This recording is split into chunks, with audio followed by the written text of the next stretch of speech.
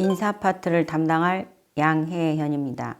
기업 경영이란 재무관리, 생산관리, 판매관리, 연구개발관리, 회계관리 등 수많은 우리가 부분관리로 이루어지고, 이러한 부분관리의 최적화를 위해서 기업의 경영 목표를 능률적으로 달성하기 위해서 제반 업무의 담당자들의 목표 지향적이고 능률적으로 업무를 수행할 수 있도록 해야 하는 것이 기업 경영이죠. 이러한 기업 경영에서 가장 중요한 것이 바로 사람입니다. 우리가 인사가 만사라는 이야기가 있듯이 인적 자원 관리의 중요성을 창업 기업의 경영자가 인지해야 되는 것이겠죠. 그래서 가장 적합한 인재를 선발하거나 스카웃해서 적재적소에 배치함으로써 경영의 효율을 높이는 것이 창업이나 경영 전략에서의 기초 단계라고 볼 수 있습니다.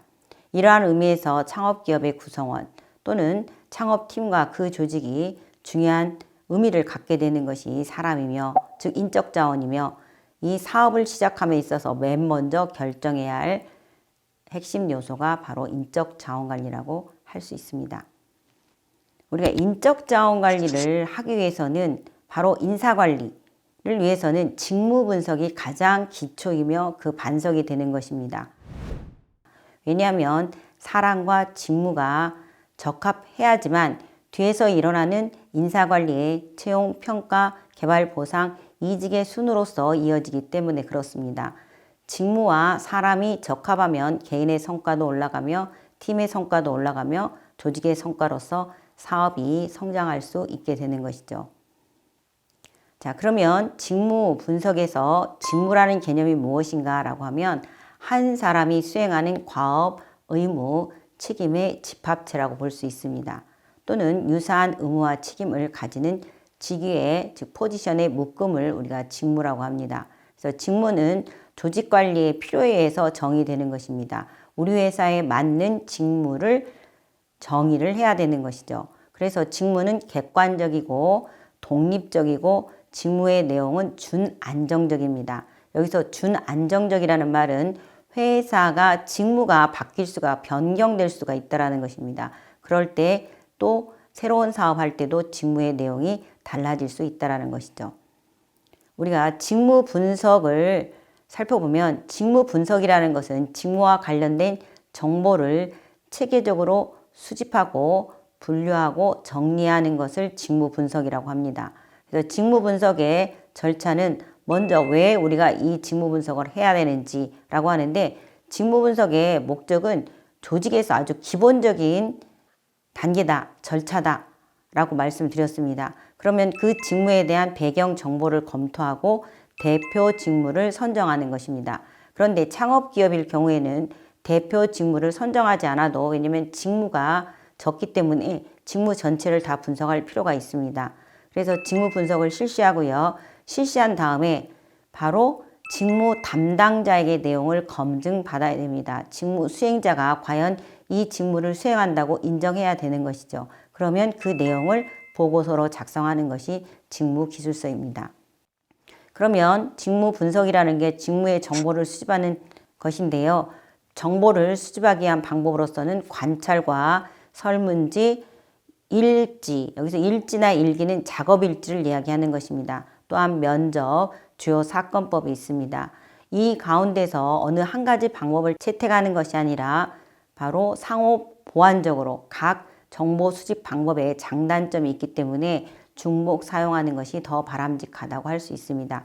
그 예로서는 관찰하면서 설문지를 작성하고 더 정보가 필요하다라고 하면 면접을 통해서 바로 직무 수행자와 직접 대면 조사를 할 필요가 있는 것입니다. 자, 직무 기술서는 그런 직무 분석을 해서 보고서로 문서로 작성하는 것입니다. 그래서 그 직무 기술서에 들어갈 내용은 직무에 대한 일반적인 정보, 직무에 대한 개요, 그 직무를 수행하기 필요한 의무와 책임, 역량, 최소 자격들이 포함되는 것입니다. 그러면 여러분이 창업기업에서 이러한 직무기술서를 작성하는데 어려움이 있을 것입니다. 그럴 때는 우리가 NCS 홈페이지에서 도움을 받을 수가 있습니다. 한번 살펴보면 바로 그 NCS 홈페이지에 보면 첫 번째가 24가지의 대분류가 있습니다. 이거는 산업의 분류에 따라서 해놓은 것입니다. 그럼 우리 예를 들면 인사의 파트로서 설명을 해보도록 하겠습니다. 02번 대분류를 누르게 되면 경영, 회계, 사무가 됩니다.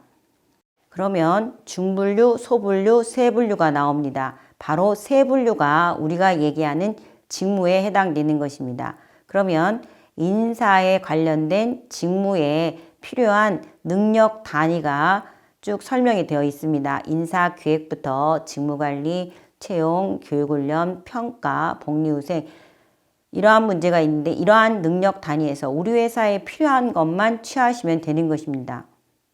자, 그러면 직무 기술서를 한번 정말 우리가 분석한 대로 이런 걸 작성해야 되느냐라고 하면 작성하시면 되는 거죠. 그래서 직무는 인사에 해당되고 거기에 필요한 능력 단위는 우리 회사는 직무관리 필요 없다. 그러면 채택하지 않으셔도 되는 것입니다. 그렇지만 우리가 필요한 직무관리가 필요하다. 뭐 직무의 재설계를 위해서 필요하다라고 하면 직무관리라는 직무 능력 단위를 만들어 놓을 수가 있겠죠. 그러면 거기에 필요한 우리가 주요 업무는 직무를 우리가 분류하고 분석하고 수집하고 유지 보수하는 거기 때문에 우리 회사는 직무관리 안 한다. 그러면 이걸 참고로 하시면 되고 해당하지 않는 것은 제하면 됩니다.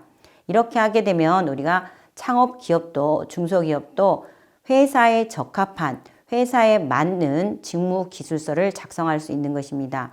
그러면 이런 직무 기술서를 작성하면 인사관리의 기초가 되기 때문에 직무 기술에 기반한 채용이 가능한 것이고 그 다음에 교육 훈련, 인사 고가가 같이 이루어지는 것입니다. 그렇기 때문에 모든 인사관리의 기본은 바로 이 직무 분석이라고 할 수 있습니다.